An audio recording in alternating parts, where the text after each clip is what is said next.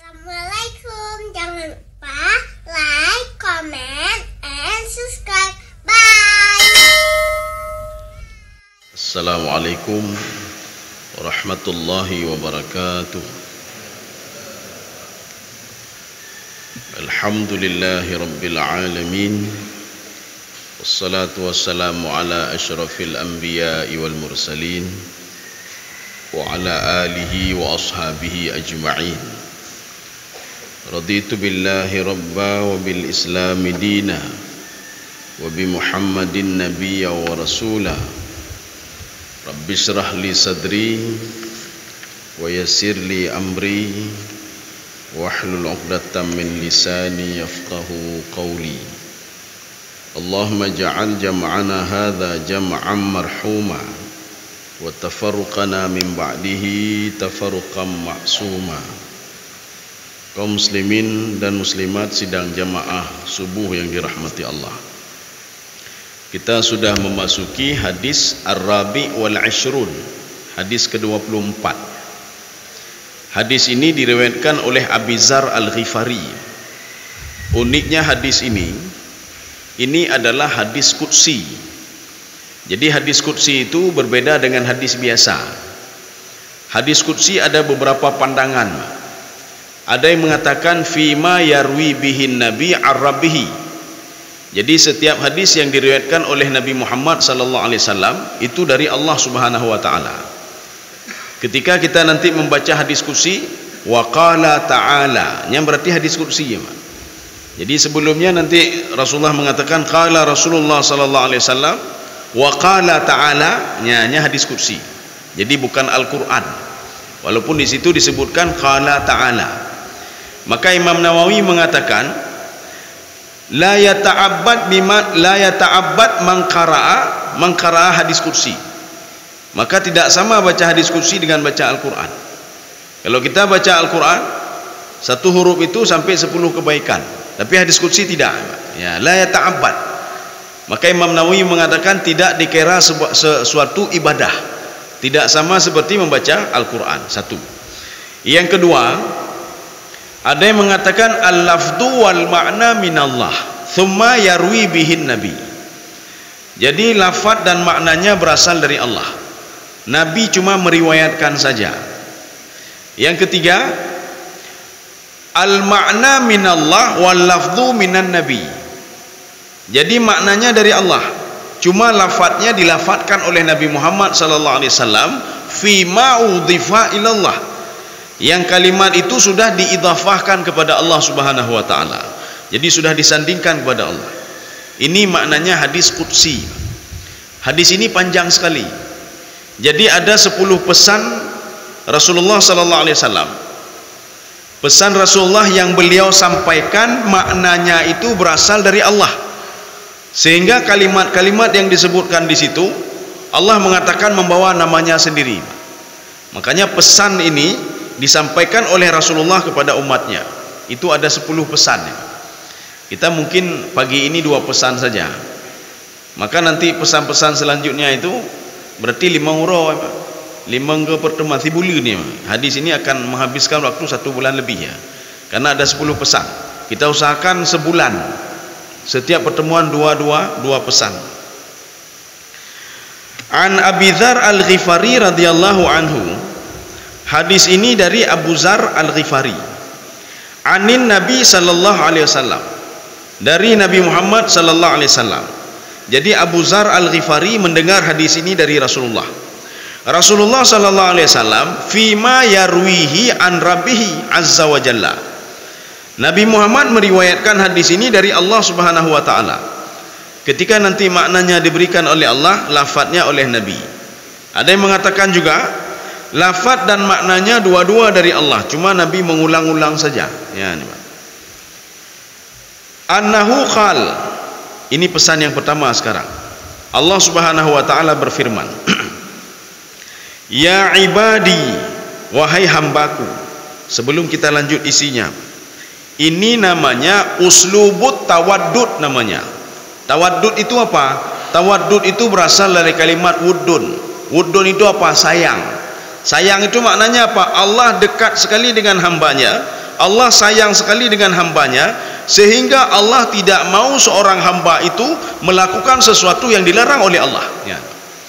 Ini sama seperti gaya bahasa, ya bunayya, ya bunayya, ya ibadi.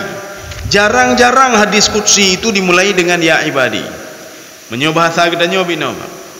Kalau ya ibni wahai anak lun, ya bunayya wahai anak metuah lun, ya, ini menandakan Luqmanul Hakim dekat sekali dengan anaknya. Ya, nyonya kalimat menyo ya bunayya. Ya ibadi, Allah itu dekat sekali dengan seorang hamba. Ya, maka didahului kalimatnya dengan ya ibadi. Kalau di dalam bahasa hadis itu atau di dalam bahasa Arab itu namanya uslubut tawaddud. Tawaddud itu apa? Kecintaan, senang. Ya, Allah senang kita berbuat baik. Bukan untuk Allah kebaikannya, Pak. Allah senang kita bertaubat. Allah senang kita itu meninggalkan kejahatan. Cukup tenang Allah, Pak. Makanya salah satu nama Allah itu yang dipanggil oleh penduduk neraka, ya Hannan, ya Hannan, ya Hannan, ya, Pak. Kalau ini lafaz ini sahabat menggunakannya ketika ruku. Ketika ruku, subhana rabbiyal azim wa bihamdi. Yang wajib kan sabah. Setelah itu ya Hannan, ya Hannan, ya Hannan. Maka sebagian sahabat itbi mata itbi nama. Kenapa? Karena dia paham betul apa makna ya Hannan itu. Tapi baik sedang sembahyang jemaah ya, Pak. Sembahyang tidur ya. Menyo sembahyang tidur, tak baca tertuh ngopi hana buku, Pak. Tapi menyo dah sembahyang jemaah, hayut gedanya jemaah lika roh mujungka ulika, Pak, karena trip had. Karena trip haruku. Apa makna ya Hannan? Ya Hannan adalah berasal dari kalimat hanin. Hanin itu kasih sayang seorang ibu kepada anaknya. Seorang ibu tidak rida melihat anaknya kelaparan, tidak rida melihat anaknya sakit, tidak rida melihat anaknya dizalimi oleh orang lain. Seorang ibu, naluri ibu, ini namanya hanin. Makanya seorang ibu ketika gedengo anak gemau langsung geplung kejuanya. Ini hanin namanya. Kasih sayang Allah melebihi kasih sayang seorang ibu kepada anaknya. Maka namanya Hannan. Maka menyona masalah-masalah katanya tahujunan Allah, ya Hannan, ya Hannan. Tapi bet dah pegang mati ilai, mati bet dah puput, nyo mati dah puput, ya Hannan, ya Hannan. Kipan cara le ketulung le Allah, ya. Kita larangan kita lakukan, tapi kita panggil juga nama Allah, ya nama. Kaum muslimin sedang jemaah yang dirahmati Allah. Ini pesan yang pertama. Ya ibadi, inni haramtu dzulma ala nafsi. Saya mengharamkan zalim untuk diri saya sendiri. Ya, ne, Pak. Maknaji Allah hana gezalimi katanya, Pak. Allah hana gezalimi katanya. Kalau kita melihat di dalam Al-Qur'an itu Allah mengatakan begini. Innallaha la yadhlimu mithqala dzarratin wa in taku hasanatan yudha'ifha. Ya, jadi Allah itu tidak mendalimi hambanya sekecil apapun kebaikan yang kita lakukan. Ya, Pak. Gedanya tak pura kebaikan, Pak. Baca kebaikan, Pak. Kebaikan ini akan dilipat gandakan oleh Allah Subhanahu wa taala. Lun hana zalim lun kata Allah. Ya, Pak. Kalau dia berbuat kejahatan akan saya berikan kejahatan dia itu. Maka makna zalim menurut Imam Nawawi mujawazatul haddi. Ya, Pak. Sudah kelewat batas. Dan meletakkan sesuatu bukan pada tempatnya, nyan zalim nanti. Kita sebagai orang tua, ketika meletakkan sesuatu, nah anak mit kita memberikan jajan yang kecil itu sama seperti yang besar, berarti kita sudah zalim.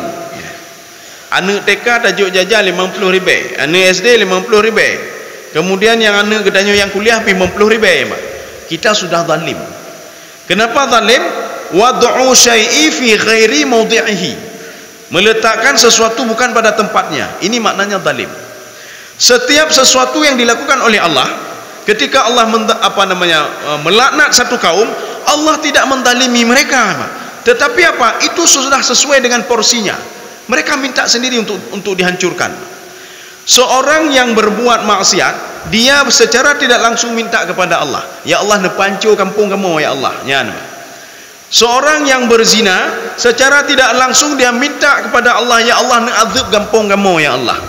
Ya, artinya Allah tidak zalim, Pak. Jadi zalim itu zalim mujawazatul haddi bi alla yudha' asyai'u fi mawdi'ihi. Yang tidak meletakkan sesuatu pada tempatnya itu zalim namanya.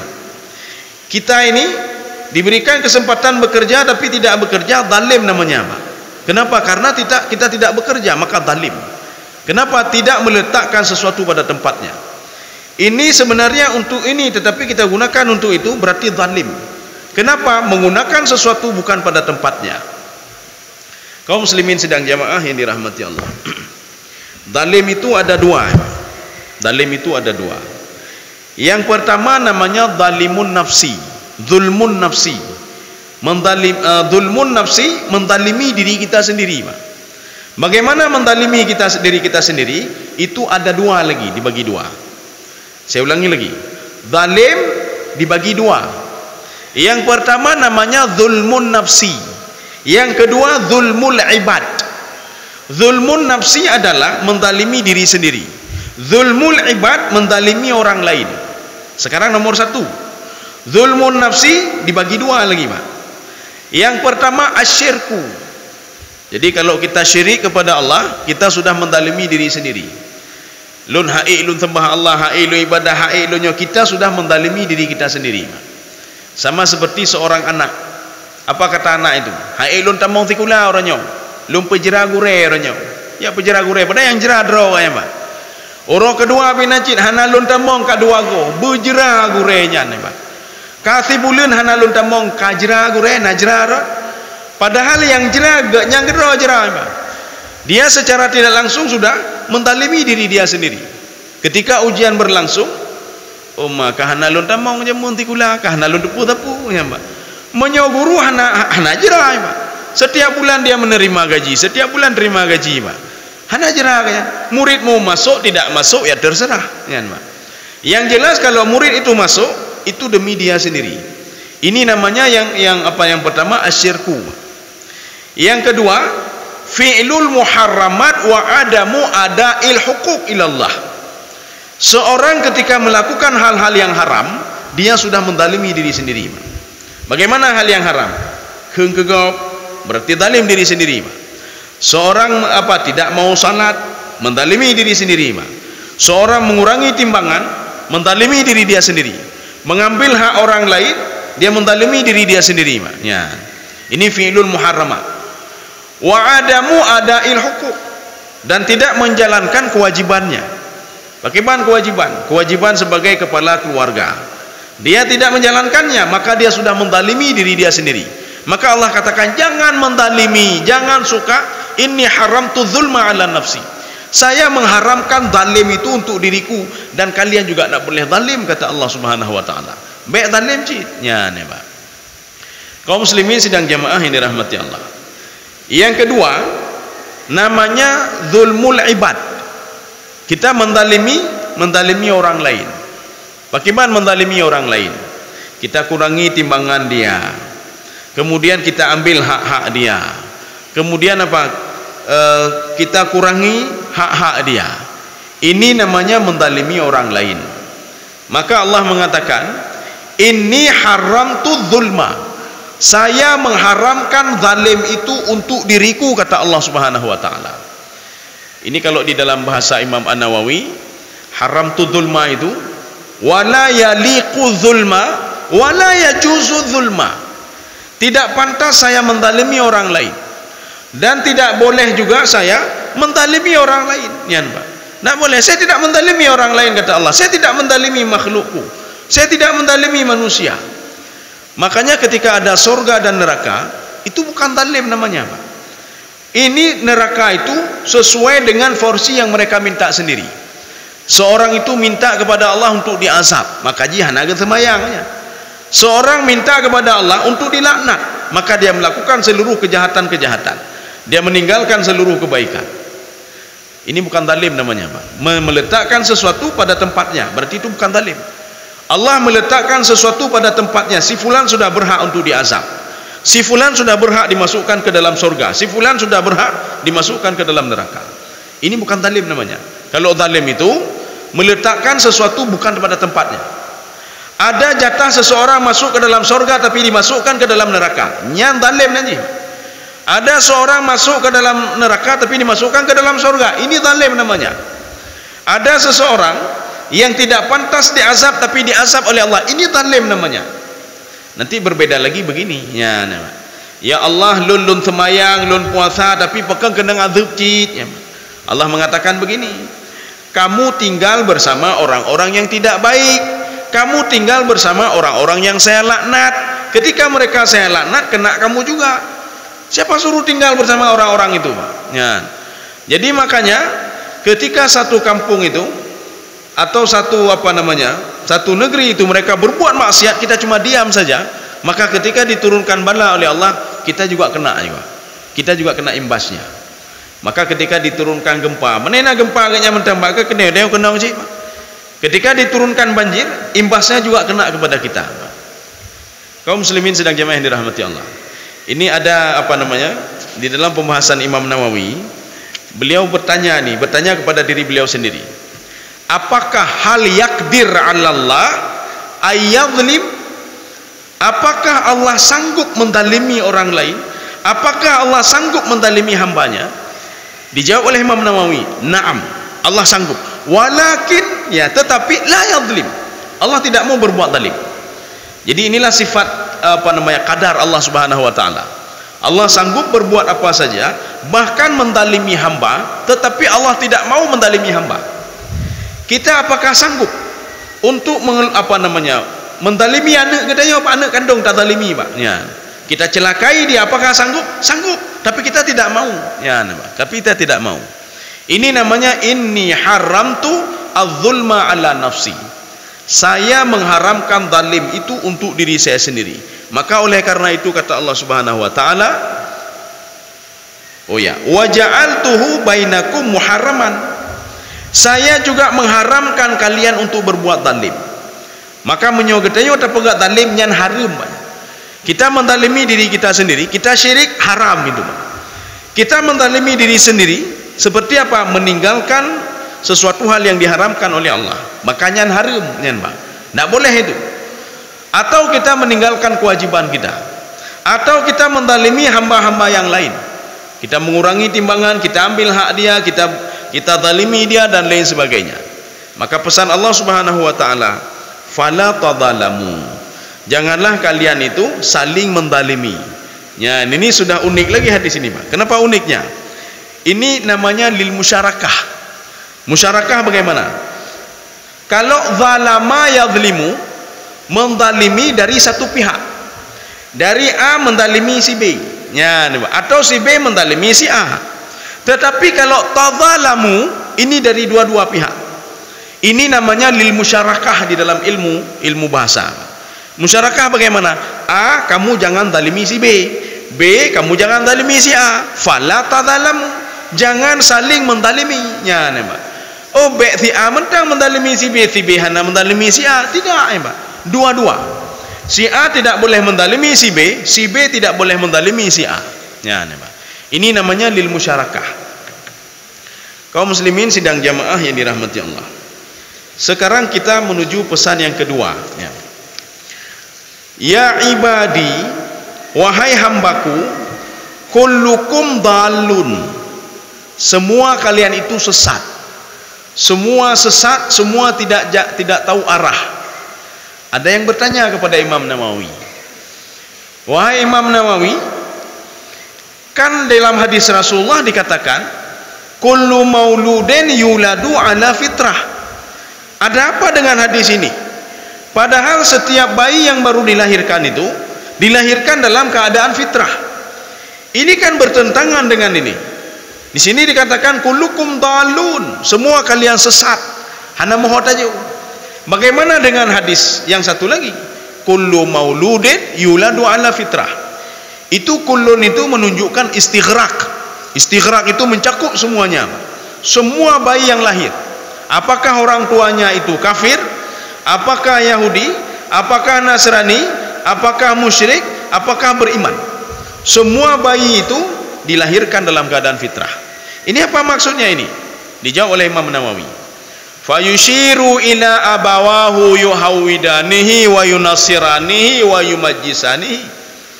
Coba perhatikan, bayi yang baru lahir itu memang betul suci, tetapi kedua orang tuanya yang memajusikan anak itu, meyahudikan anak itu, memusyrikkan anak itu, maka menyoana katanya syirik kepada Allah, tanya tanggung jawab.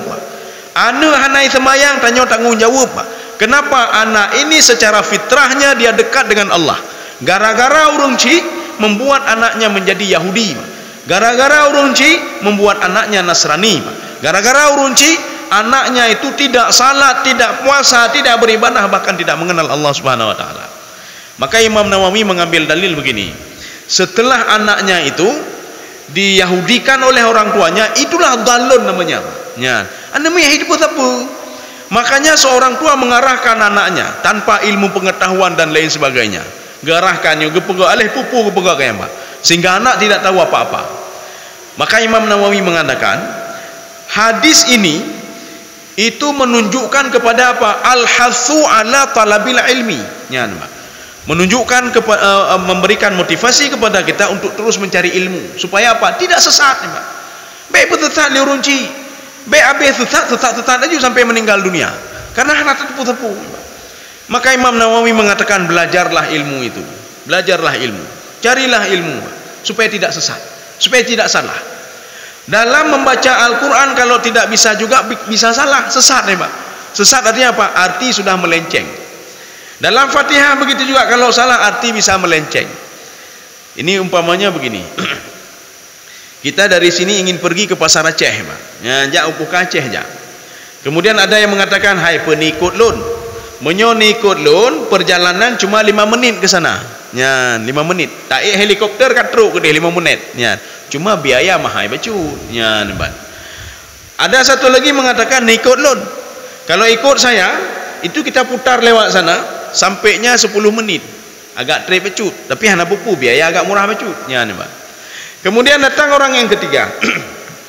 Kamu mau ikut saya? Tak putar-putar baju lihat sampai tamat main, Pak. Perjalanannya setengah jam, tak putar rede, truk cik gede, Pak, truk cik gede. Tetapi ketika jalurnya sudah melenceng, hana truk, ya, Pak. Kalau sudah sesat, hana truk. Yang setengah jam tadi mengatakan gede untuk tak putar gede, tujuannya sampai ke pasar Aceh. Rupanya yang me katanya, hana ilmu, hana gedepu, ya. Kakeno kakede katruk belam bintang katutan, Pak. Tujuan inti tidak sampai, ya, Pak. Hana sampai. Inilah yang dimaksudkan dengan dhalun, apa namanya? Dhalun secara umum. Seorang itu hana moho taju. Gara-gara apa? Tidak punya ilmu. Ya, Pak. Maka Imam An-Nawawi mengatakan, hadis ini ya dulu ala hasi talabil ilmi. Ini menunjukkan kepada motivasi kita untuk mencari ilmu. Umah ili dan bida ilmu yang katuhan kipan dan bida ilmu hanale ibuka sekolah tu S1 ke Tuhan hanale buka sekolah SMA ke Tuhan ya. Maka Rasulullah mengatakan begini, kun muta'alliman, jadilah orang yang berilmu, ya, nih, Pak. Au muta'alliman, atau yang menuntut ilmu, mitaju ilmu. Au mustami'an, atau menjadi mustami, pendengar, Pak. Wala takun rabi'an, jangan jadi yang keempat, fatahlik, kamu akan hancur, kata Rasulullah. Bagaimana yang keempat? Punya ilmu tidak, menuntut ilmu pun tidak, mendengar ilmu pun tidak. Maka Rasulullah mengatakan fatahlik, dia akan hancur, Pak. Maka urung bunuh hana trok-trok bekaceh, Pak. Upacara Aceh hana trok-trok, Pak. Mau putar. Karena apa? Karena tidak punya ilmu, ya, Pak. Kaum muslimin sidang jamaah yang dirahmati Allah. Kullukum dhalun. Jadi makanya yang dimaksudkan tadi oleh Imam Nawawi, itu yang sesat itu bagaimana? Seorang setelah tumbuh dia dewasa, Pak, diarahkan oleh orang tuanya yang tidak punya ilmu, ya, Pak. Karena anak ini tidak punya ilmu, diarahkan oleh orang yang tidak punya ilmu lagi. Gedeh alai pupu, Pak. Baik semayang hana pupu, hana semayang 3 hari, ya, Pak. Hana pupu pegot maksiat 3 hari. Entahlah kemaah, ya, Pak. Pegot laju maksiat, ya, ilmu menyesatkan namanya, Pak. Karena ilmunya diperoleh orang yang tidak punya ilmu, maka anak ini sesat. Inilah masuk ke dalam kategori kullukum dhalun, ya, Pak. Jadi makanya ketika seseorang itu sudah sesat, ya, Pak, nyoki bancaraji, maka diarahkan oleh Allah Subhanahu wa taala. kullukum dalun illa man hadaituh.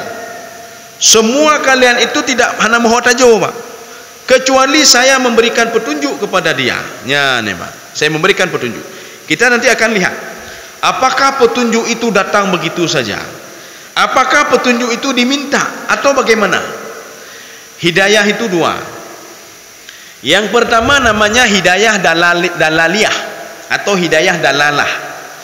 Hidayah dalalah atau petunjuk dalalah ini bisa dimiliki oleh semua manusia. Bagaimana semua manusia? Kita bisa mengarahkan anak kita untuk berbuat kebaikan. Ini namanya petunjuk dalalah namanya. Ya, lagi urun ceramah khatib Jumat dan lain sebagainya. Beliau ingin mengarahkan manusia minadz-dzulumati ilan nur. Ini namanya petunjuk dalalah namanya. Ya, mengarahkan seseorang. Rasulullah mengarahkan pamannya untuk berbuat baik walaupun pamannya tidak mau diatur. Rasulullah mengarahkan Abu Jahal untuk berbuat baik walaupun Abu Jahal tidak senang untuk diatur. Rasulullah mengarahkan Abu Talib untuk berbuat baik tapi tidak direspon oleh Abu Talib. Ini petunjuk dalalah. Petunjuk dalalah itu bisa dilakukan oleh siapa saja. Getanya lun secara pribadi awak dron nepegah dia hai menyohana ne temayang untuk ga'adzab oleh Allah, menyohana ne puasa ga'adzab oleh Allah. Kalau kalian berbuat kebaikan maka akan diberikan rahmat oleh Allah, akan diberikan keberkahan, akan diberikan pahala oleh Allah. Ini namanya petunjuk dalalah. Kita cuma sekedar mengarahkan saja. Ya. Yang kedua namanya hidayah taufiqiyah. Petunjuk taufiqi namanya.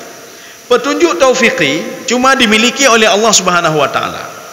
Sehebat apapun dakwah katanya tak pegah hai ne dengar ya ne boh, hai dengar katanya, Pak. Gara-gara apa? Petunjuk taufiqi belum ada sama dia, tidak diberikan oleh Allah Subhanahu wa taala. Hanya dia juga petunjuk taufiqi, Pak. Mana contoh? Anaknya Nabi Nuh alaihissalam. Nama anaknya Kan'an bin Nuh. Begitu dari kecil terus diberikan ini oleh orang tuanya, Pak. Jangan syirik kepada Allah, berbuatlah kebaikan, bersembahlah Allah dan lain sebagainya. Tetapi ketika dewasa, nyobek tak petalah Nabi Nuh katanya, Pak. Ya, karena sebagian begini. Na tidur urun cik lun tanya, hai pak pekan anak leganya hanai temayang hananya, apa jawab beli urun tuhannya. Ustaznya wajarnya. Nabi Nuh mentang anak batu pula anak lon. Anak Nabi Nuh batu kan? Pula anak lon lebih betul lah, punya biasa yang batu. Lun pegah lilun bino, Pak.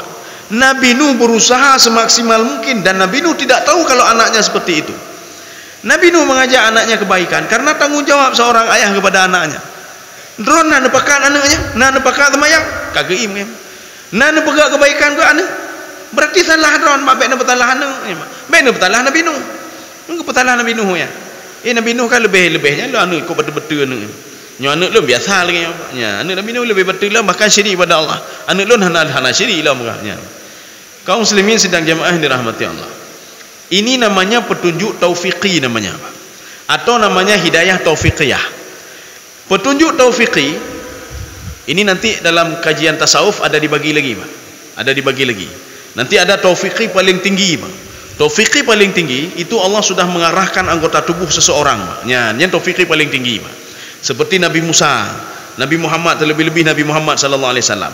Setiap gerak-gerik Nabi Muhammad selalu dipantau oleh Allah. Ya Muhammad abasa wa tawalla, tak boleh begitu nyan, Pak. Nabi Muhammad ingin berbuat satu, ya Muhammad baik nak bubut nyan, hanjut nyan. Ya Muhammad begini, ya Muhammad begini. Ini petunjuk taufiqi sudah level tinggi, Pak. Kalau level-level katanya nya level-level mayu, Pak. Petunjuk taufiqi level mayu. Mak Naji ketika katanya ya Allah najo petunjuk ke lun supaya lun mafhum berkiban temayang, berkiban mendini. Gejuk, Pak, katanya, Pak. Maka jalan itu diberikan kepada kita. May yattaqillaha yaj'al lahu makhraja. Nyo level-level katanya, Pak. Kalau dapat petunjuk, nya menyodok petunjuk. Maka diberikan petunjuk oleh Allah, diarahkan oleh Allah, diarahkan. Tapi kalau sudah level paling tinggi, itu sudah mengarahkan anggota tubuh, Pak. Mana contoh? Nabi Musa alaihissalam bersama Nabi Harun. Ketika mendakwahi Fir'aun, Nabi Musa tahu Fir'aun itu adalah lambang Tuhan di Mesir itu, Pak. Karena penduduk Mesir sudah menganggap dirinya adalah diri Fir'aun itu sebagai Tuhan, ya, Pak. Fir'aun itu sosok orang yang kejam. Tidak ada orang yang berani menatap mukanya, Pak. Maka coba kita lihat nanti di dalam tafsir Al-Baydawi, Pak. Kalau ada yang berani menatap muka Fir'aun, mata Fir'aun, takui kohraku, Pak. Dipotong lehernya, Pak. Maka seorang itu ketika menghadap Fir'aun, lihat ke bawah dulu, Pak. Kiban Fir'aun, penahai Fir'aun, kalian meyu, Pak. Tetapi makanya Nabi Musa takutnya luar biasa, Pak. Bagaimana saya menghadap seorang yang mengaku diri dia Tuhan, dia berbuat zalim, kemudian tentaranya banyak sekali, penyihirnya banyak sekali. Bahkan dalam tafsir Baydawi dikatakan sampai ribuan penafsirnya, Pak. 7.000 dari kelompok Qibti dan dari kelompok Bani Israel. Sehingga Nabi Musa mengeluh kepada Allah, ya Allah, ini banyak, saya takut nanti dia itu macam-macam, dia bunuh saya nanti. Ya, Pak. Apa kata Allah? La takhafa, jangan la takhafu wa la tahzanu. Dalam satu ayat lagi, la takhafa, kalian berdua-dua jangan takut. Mereka itu, Fir'aun itu tidak bisa menyentuh kamu sedikit pun, tidak bisa menyentuh. Jangankan memenggal lehermu, membunuhmu, menyentuh saja tidak bisa, kata Allah. Ini asma'u apa? Asma'u, saya mendengar apa yang kamu dengar, dan saya melihat apa yang kamu lihat, kata Allah. Nyo kepada level ketinggi, Pak. Nyo hidayah taufiqiyah level yang tinggi, Pak. Kita bisa juga hidayah level tinggi ini, Pak. Dengan cara kata Imam Al-Ghazali, labudda birriyadah. Jadi kita latihan, Pak, latihan laju. Akhirnya apa? Kita bisa level ini, Pak. Ya, cuma jaring-jaring ya. Artinya kita diarahkan oleh Allah Subhanahu wa taala. Baik ni pegahnya, baik nejihnya, ya, Pak. Ya Musa, lakukan ini. Ya Musa, lemparkan tongkatmu. Ya Musa, lakukan ini. Ya Musa, lakukan ini. Ini sudah level paling tinggi ini, Pak. Sekarang bagaimana caranya? Apakah petunjuk itu datang begitu saja? Apakah kita duduk-duduk di rumah? Datanya pekan duduk di rumah dengku, lu ya pereh petunjuk ile, nyane banyak. Atau kita bertanya, kenapa tidak salat selama ini? Rumah nak teruk petunjuk lah. Entu wate teruk petunjuk, jangankan temayang fardu, temayang qabliyah, ba'diyah lum puput mendum, tapi pereh petunjuk ile. Nyo nak teruk petunjuk lah, nyan bang. Nyo urung de cahai maknanya. Jadi artinya apa? Bukan ditunggu petunjuk, nyan. Atau kita tanya, kenapa tidak bekerja? Maka takdir Allah lagi nyo, nyan bang. Kata takdir lagi memang kalau lagi nyo, maka tak pereh petunjuk bentang. Kalau ini salah, maka saya akan tunggu petunjuk. Dari mana tahu? Dari ini, illa man hadaitu. Kecuali saya memberikan petunjuk. Ada syaratnya, kata Allah. Nah, syarat. Bagaimana syaratnya? Fastahduni, mintalah petunjuk kepadaku. Kalau kalian minta kepadaku, maka dijawab syarat oleh Allah, ahdikum, aku akan berikan petunjuk kepada kalian. Tapi dengan syarat, kalian minta dulu kepadaku. Menyuhanan leke, hanapa harap lenjo petunjuk, kata Allah. Hanapa harap de preh petunjuk, ya Allah, ni jo petunjuk. Hana ke jo petunjuk, kecuali tak leke le.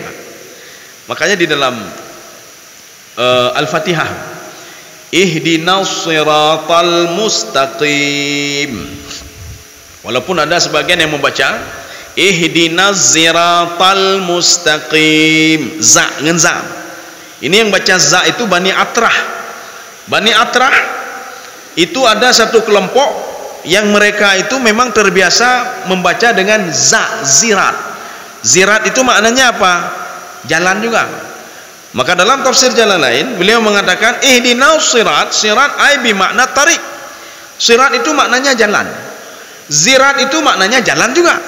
Ihdinas siratal mustaqim. Nanti kalau seandainya kita salat di satu-satu masjid, Pak, di Timur Tengah, itu imam kadang-kadang dia baca semuanya, Pak.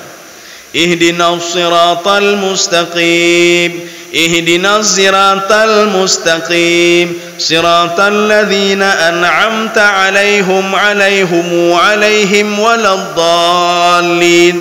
Kemudian nanti diulang lagi ini, siratal ladzina an'amta 'alaihim, siratal ladzina an'amta 'alaihim. Nyan, Pak.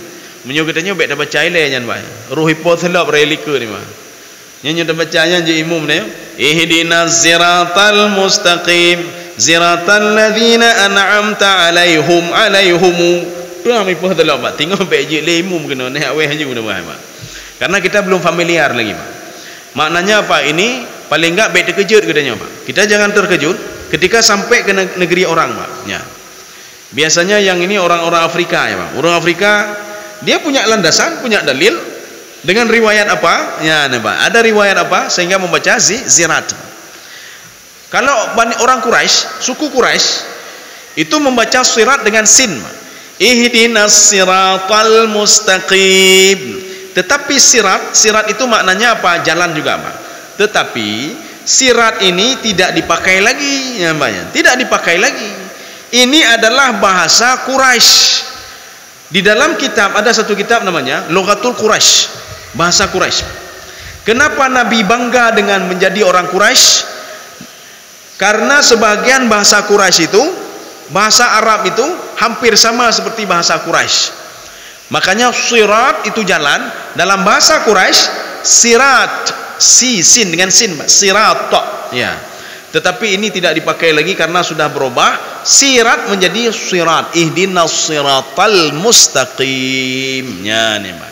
Berarti hanya kita baca ihdinas siratal mustaqim. Tapi kita boleh membaca ihdinas siratal mustaqim. Ini bahasa Bani Atrah. Rujukannya di mana? Kita bisa melihat nanti di dalam tafsir Ibnu Katsirnya. Artinya juga sama. Maka kita minta petunjuk kepada Allah. Dalam temayangnya ke-17 go dalam ke petunjuk. Ya, 17 go. Ya, 17 kali dia baca Fatihah kan? 17 kali. Ihdinas siratal mustaqim. Berikan saya ini jalan yang lurus. Apa itu jalan yang lurus? Inilah yang Allah katakan dalam Al-Qur'an, wa hadza sirati mustaqima.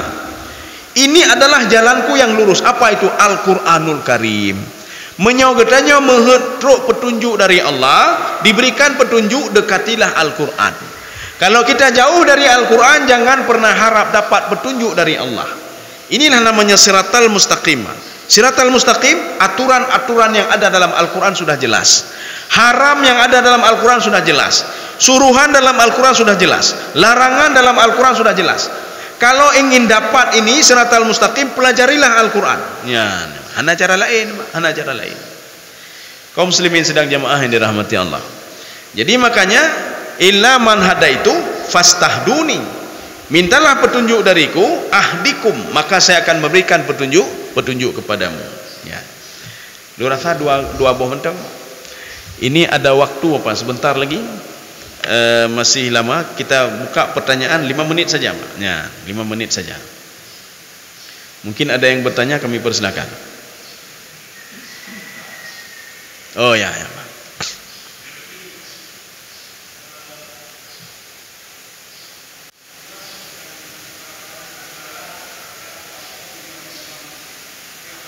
Ya.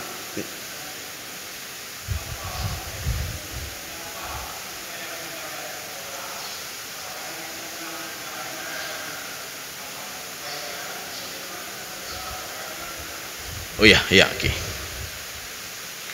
Di dalam konsep Imam Al-Ghazali, itu bisa di dalam kitab beliau Ihya Ulumuddin, ada di dalam Minhajul Abidin, ada Rasail Al-Ghazali, ada satu lagi Mukasyafatul Qulub, ya, punya beliau. Di situ beliau mengatakan begini, mata natajamma wa mata na'tazil. Kapan kita berkumpul dengan masyarakat dan kapan kita itu tidak berkumpul dengan masyarakat, menyendiri, itu kapan? Ya, Mbak. Dijawab oleh Imam Ghazali. Natajamma karena begini, Mbak. Na urang ibadah di tengah gele ibadah kan. Datanya, "Hai tengku pakai ibadah tengah gele." Urang pakai mazhir benda dah ibadah ide, ya, Mbak. Hai dah ibadah le ide. Hana mangat ibadah ide, mangat dah ibadah hinau. Imam Ghazali mengatakan itu salah itu. Kita berdosa, Mbak.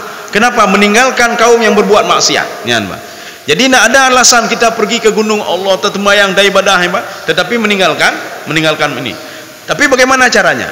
Imam Ghazali mengatakan, mata natajamma. Kapan kita berkumpul dengan masyarakat? Ketika kita menyuruh al-amru bil ma'ruf wan nahyu anil munkar. Maka kewajiban kita berite bentang, Mbak, berite karena kita tidak punya power, Mbak, berite. Nyo menurut lu nyo salah. Menurut lu nyo salah. Menurut lu nyo salahnya hana butoi. Ijau lampu hana butoi purusan ronnya. Kalau sudah seperti itu kata Imam Ghazali, maka i'tizallah kamu. I'tizal itu apa? Keluarlah kamu, asingkanlah dirimu. Kenapa asingkan diri? Ketika nanti Allah akan mengazab mereka itu, kamu kena nanti. Ya, kamu kena juga. Ya. Contoh, Pak. Ini masih di dalam kitabnya Imam Ghazali. Bani Israel itu, mereka semua taat kepada Allah. Rupanya ada satu orang pemuda, Pak. Dia berbuat maksiat di kampung itu. Dicok atagop, didalimi gop, macam-macam, Pak. Mereka tidak berani macam-macam kepada pemuda ini karena kekuatan dia luar biasa. Kalau mereka keluarkan dari kampung, orang-orang kampung yang berdebit liganya, saking kuatnya pemuda ini. Akhirnya mereka berdoa kepada Allah. Ya Allah, nyobek sampai ya Allah kena petren bala ke kamu gara-gara tidak orangnya, ya Pak. Kami sudah menasihati dia nak mau dengar ya Allah. Kiban cara ya Allah, kita berdoa, kiban caranya. Menyo kamu tebik dari kampung, hana mungkin. Masa kamu tebik mendu dari kampung tinggal hidro dalam kampungnya. Kami keluarkan dia, nak mungkin juga. Solusinya bagaimana ya Allah? Kami mau tolong kirimkan seseorang kemari ya Allah. Mengirim ke Nabi Musa alaihissalam. Ketika dikirim Nabi Musa alaihissalam, Nabi Musa memang diakui kekuatan kehebatannya, diakui Bani Israel. Maka di dalam Al-Quran, kaum yang diakui oleh Allah kehebatannya, kecerdasannya itu dua. Yang pertama Bani Israel, yang kedua suku Quraisy. Maka Bani Israel Allah mengatakan dalam Al-Quran, wa inni faddaltukum alal alamin. Bani Israel itu luar biasa, hebat sekali dia, kekuatannya, kecerdasannya. Nabi-nabi juga banyak dari Bani Israel. Kaum muslimin sedang jamaah yang dirahmati Allah. Yang kedua siapa? Yang kedua suku Quraisy. Suku Quraisy dipuji oleh Allah dalam Al-Quran, dan tidak ada suku lain yang dipuji seperti suku Quraisy. Mana dalilnya? Li'ila fi Quraisy. Suku Quraisy itu luar biasa kata Allah, sanggup jalan kaki dari Mekah menuju Yaman. Perjalanannya itu ditempuh 700 km, 700 km dari Ino lewat Medan gini, dan mereka pulang pergi sanggup jalan kaki kan, ngem pesawat tanya tajak mentang kenan to mentang kenan ngempu aja ngengkakihan harus kendaraan tajak dia kahek. Mereka jalan kaki dari Banda Aceh menuju Medan lebih lagi itu suku Quraisy yang dipuji oleh Allah Subhanahu wa taala. Makanya kehebatan Nabi Musa alaihissalam, ketika dikirim ke kampung itu, dia pegang satu tangan pemuda tadi, langsung dia bisa bawa keluar. Ketika bawa keluar dari kampung itu, Allah mengatakan kepada Nabi Musa alaihissalam, wahai Musa, keluarkan pemuda ini yang berbuat zalim dari kampung ini atas permintaan penduduk kampung. Keluarkan dia. Ketika dikeluarkan, diletakkan di hutan, Pak. Apa kata Allah? Jangan di hutan. Kalau saya azab nanti, pohon-pohon kayu akan kena juga, binatang-binatang akan kena. Jadi di mana ya Allah? Yang tidak ada tumbuhan, tidak ada hewan, tidak ada lain sebagainya. Gecok dia gepuduk dia di padang pasir puduk. Jadi sikap kita ini sudah zalim ni bagaimana ni? Pak. Sudah zalim ini, mereka zalim, tak pegah pihak tak je pihak yang pun tak berdoa oleh Allah, Pak. Tak berdoa oleh Allah, lagi doa Bani Israel pun. Nyolon kalau berusaha ya Allah. Kalau berusaha paling enggak kita diberikan solusi oleh Allah. Satu. Solusi yang kedua, Pak. Baik tak duduk lehinan, Pak. Nyot tak duduk inan roh lain dia tak buat maksiat lah, Pak. Baik tak duduk leh. Kita sudah berusaha jangan buat maksiat. Hai tim dengar cik. Jangan buat ini, jangan buat ini. Tak pegah. Baik main judi online, baik main nyobek, hai dengar, Pak. Contoh, Pak. Ketika saya mau pergi ke Pulau Aceh, Pak. Pulau Aceh, bot ni, Pak. Bot ubud ni, Pak. Bot ubud. Sabah bot main judi online ni, Pak. Sabah bot main judi online, termasuk pawang-pawang main judi online, Pak. Lun cenguk kapal lo sang can ngop ke bot ni, Pak. Nyo hantruk ke di Pulau Aceh tak, banyak, Pak. Kapal lo gimana caranya? Ijak si orang penumpang bantu galan tu, geceramah dia ya. Nyo judi online harum, nyo hanjut. Ijau li orangnya purusan ron, Pak. Oh, maka itu nak lah orangnya. Kapal lo nyo tak terbit. Kapal lo tengok ceramah ni, Pak. Gimana caranya? Tengok tak ceramah tak terbit dari bot, nyo bot terakhir ni, Pak. Hana le bot ni, Pak. Akhirnya bapaknya, oh mah hai dengar lo ni, Pak. Hai dengar lo, Pak. Nyo ngop gimana cara? Akhirnya beliau bertanya ke saya, "Dron tugas dron Pak Don." Itu yang maklun, Pak. Lun perayatu, Pak. Saya ditugas di MPU Kota Banda Aceh. Dengar MPU Kota Banda, wah mi plung nu, Pak. Iplung mundu mito yang mundu kai du, Pak. Hana main game online ni, Pak. Hana main judi online ni, nyan, Pak. Artinya sebatas nyo tak dakwah ngentu pihak Pak. Tak dakwah tu pihak kakelah tak pegah juga lagi, Pak. Akhirnya apa? Mendung je, Pak. Mendung kaya, Pak. Tidak ada satu orang pun yang main game online lagi, Pak. Nyan.